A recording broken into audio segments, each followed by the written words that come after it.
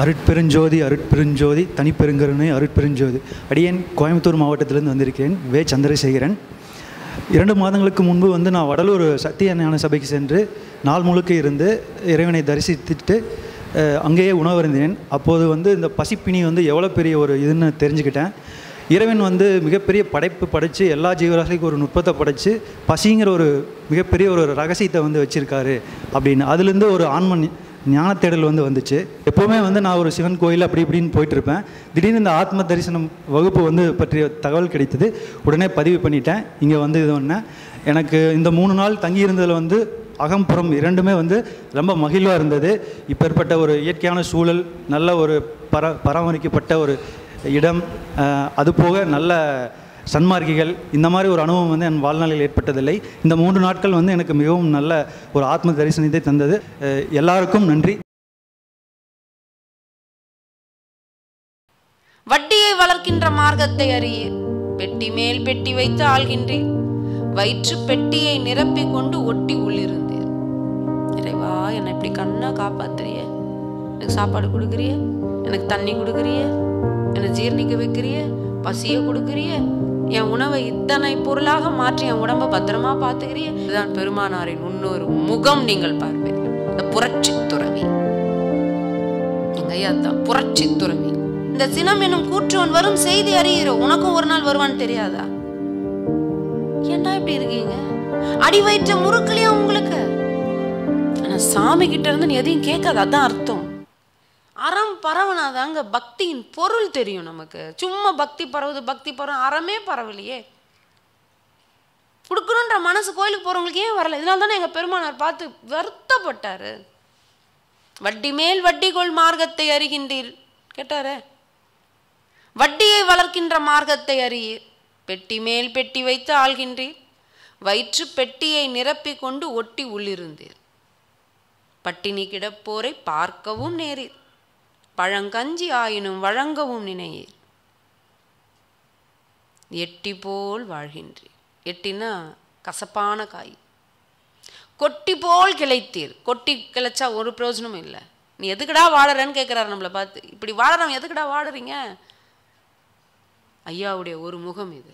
எத்துணை கொள்கின்றீர் பித்துலகீரே. என்ன வாழ்க்கை வாழறீங்கடா நீங்க? அடுத்தவன் பட்டினி கிடக்குறான், அவனை பார்க்க மாட்டீங்களா? பின்படு தீமையில் முன்படுகின்றீர், முன்படுகின்ற நன்மையில் பின்படுகின்றீர். நல்லது செய்டானா ஓடி போயிடுற, ஆனா கெட்டது பண்ணணும்னா முன்னாடி விமர்சனம் வச்சு நின்னுடுற. என்னடா பண்றீங்க? ஐயா கேட்கிறாரு. பண்ணாத தீமையெல்லாம் பண்ணுகின்றீர். என்னெல்லாம் பண்ணக்கூடாதுன்னு திருக்குறளும் வேதமும் நம்ம எல்லாம் சொல்றாங்களோ பெரியவங்க, அதைத்தான் முன்னாடி போய் பண்ற. பண்ணாத தீமையெல்லாம் பண்ணுகின்றீர், பகராத வன்மொழி பகருகின்றீர். எது பேசக்கூடாதுன்னு சொல்றாங்களோ அதை தான் பேசுவோம். பகராத வன்மொழி பகருகின்றீர், நன்னாத தீயினம் நன்னுகின்றீர். யார் கூட சேராதன்னு சொல்றோமோ அவங்க கிட்ட தான் போய் சேர்ற. நடவாத நடத்தை எல்லாம் நடக்க வந்தீர். எது நடக்கக்கூடாது இப்படிலாம் இருக்கணும்னு நாங்கள் சொல்கிறோம், அதை போக மாட்டோம். எது இப்படி பண்ணாதன்னா அதைத்தான் நடப்போம். கண்ணாக காக்கின்ற கருத்ததனை கருதி கண்ணார நீர் விட்டு கதறி அழவும் தெரியீர்.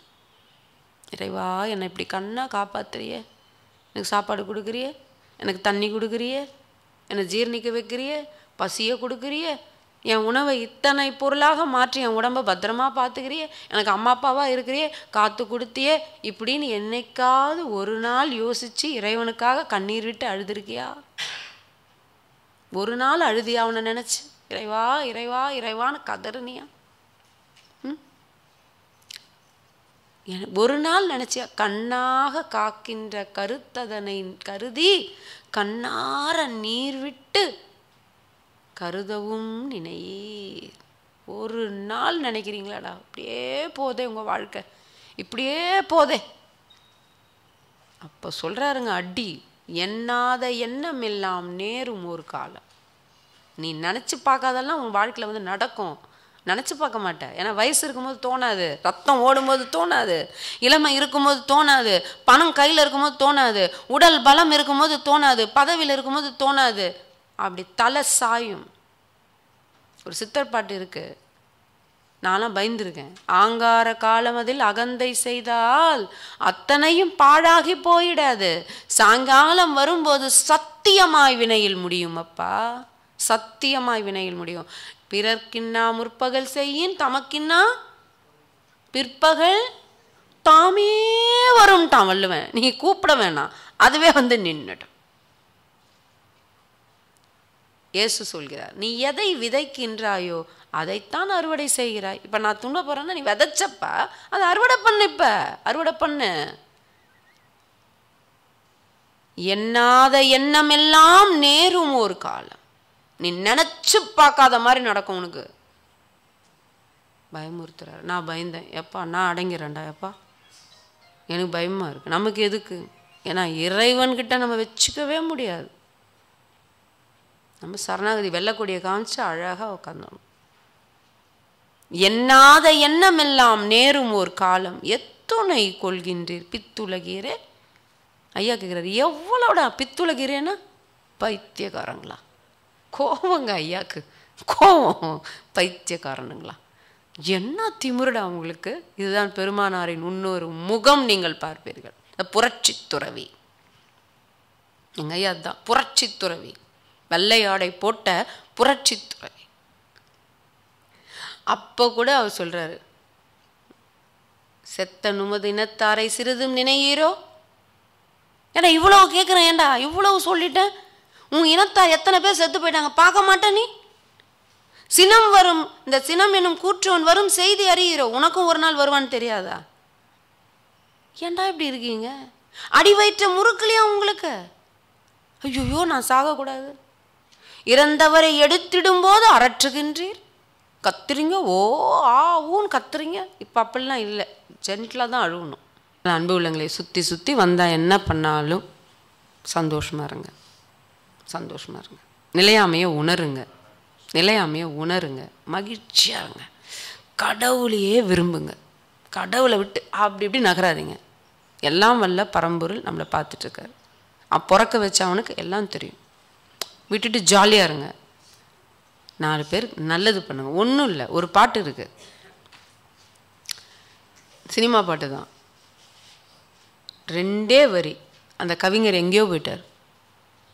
கும்கி படத்தில் வரும், நீ வேண்டி கொண்டாலும் வேண்டாம விட்டாலும் சாமி கேட்கும், நீ 4 பேருக்கு நன்மை செஞ்சாலே அதுவே போதும். அவ்வளோதாங்க வாழ்க்கை. வாழ்க்கையின் தாத்பரியம் இவ்வளவுதான். நீ வேண்டிக்கிட்டாலும் வேண்டாமல் விட்டாலும் சாமி கேட்கும்.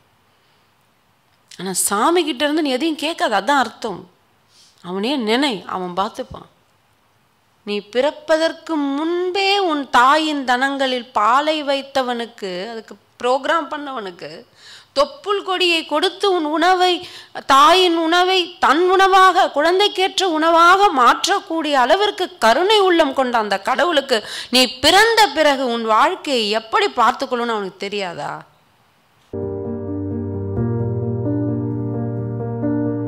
தொடர்ந்து அம்மா அவர்களின் பதிவுகளை பெற இந்த யூடியூப் சேனலை சப்ஸ்கிரைப் செய்யவும். மேலும் விவரங்களுக்கும் அம்மா அவர்களின் நேரடி மற்றும் இணைய வழி வகுப்புகளில் கலந்து கொள்ளவும் டிஸ்கிரிப்ஷனில் உள்ள எண்ணை தொடர்பு கொள்ளவும்.